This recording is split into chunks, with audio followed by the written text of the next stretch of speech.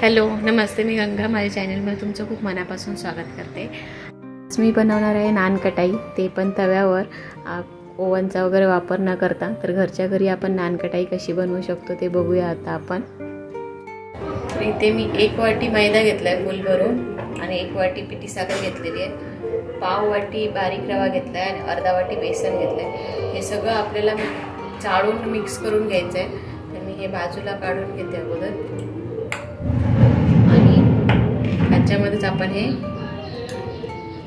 चाळून घेऊया मैदा.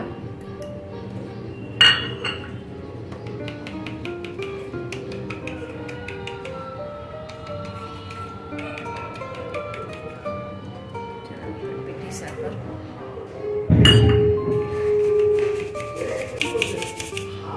बेसन,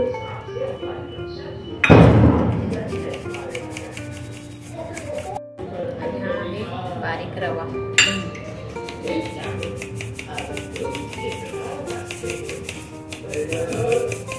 आपण हे सगळे जिन्नस एकदा मिक्स करून घेऊया.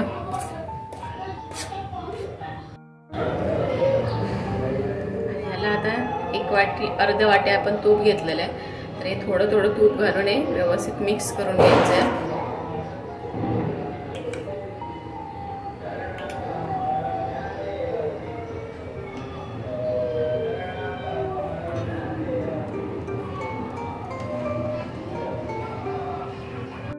तर अर्धा वाटी तूप मी सगळं वापरलेलं आहे. आणि हे बघा कसं छान असा गोळा तयार झालेला आहे, सॉफ्ट असा. मी याच्यामध्ये पाणी किंवा दूध काही घातलेलं नाही आहे, तुपामध्येच हे मळून मऊसूत असं केलेलं आहे.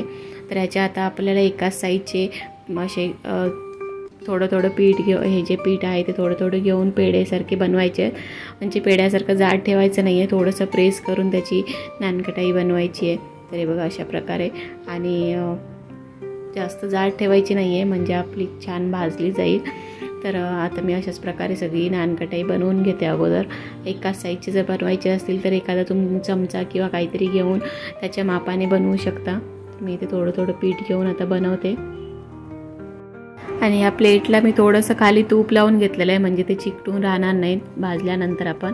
तर थोडंसं तूप लावून घेतलं आणि त्याच्यावर आपण ही नानकटाई अशा प्रकारे बनवून ठेवायची आहे.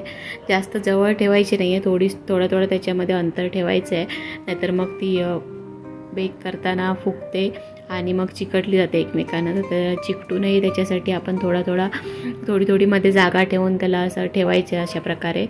तर आता मी सगळी नानकटाई जी आहे ती बनवून घेते आणि नंतर मग आपण बेक करायला ठेवूया.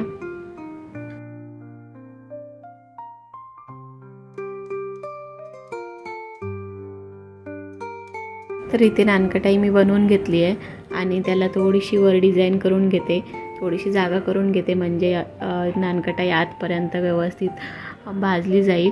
तर चमच्याने मी अशा प्रकारे क्रॉसचं चिन्ह केलेलं आहे त्याच्यावर थोडंसं. आणि तुम्ही असं प्लेन जर हवी असेल तर प्लेन पण ठेवू शकता. आणि ह्याच्यावर तुमच्या आवडीनुसार ड्रायफ्रूट्स वगैरे घालू शकता.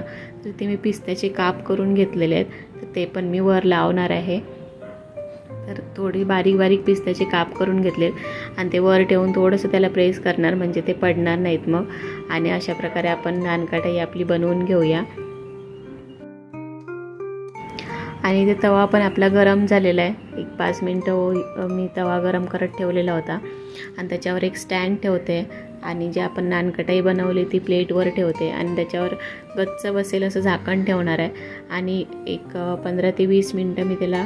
आणि 20 मिनटानंतर बघा आपली नानकटाई तयार झालेली आहे. खालून थोडीशी डार्क झाली आहे, पण छान अशी बेक झालेली आहे.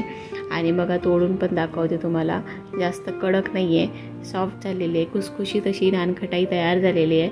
तर घरच्या घरी आपण ओव्हनचा वापर न करता तव्यावर पण अशा प्रकारे नानकटाई बनवू शकतो. तर तुम्ही पण नक्की ट्राय करून बघा, अगदी सोपी आहे बनवायला. आजची ही रेसिपी तुम्हाला कशी वाटली ती मला नक्की कमेंट करून सांगा. आणि जर आवडली असेल तर व्हिडिओला लाईक करा, शेअर करा. आणि माझ्या चॅनलला जर तुम्ही अजूनपर्यंत सबस्क्राईब केलं नसेल तर प्लीज सबस्क्राईब करायला विसरू नका. सोबतच बेल आयकॉन पण प्रेस करा, म्हणजे मी जे पण व्हिडिओ अपलोड करेन त्या सगळ्या व्हिडिओचं नोटिफिकेशन तुम्हाला मिळेल आणि तुम्ही माझे सगळे व्हिडिओ बघू शकाल. थँक्यू.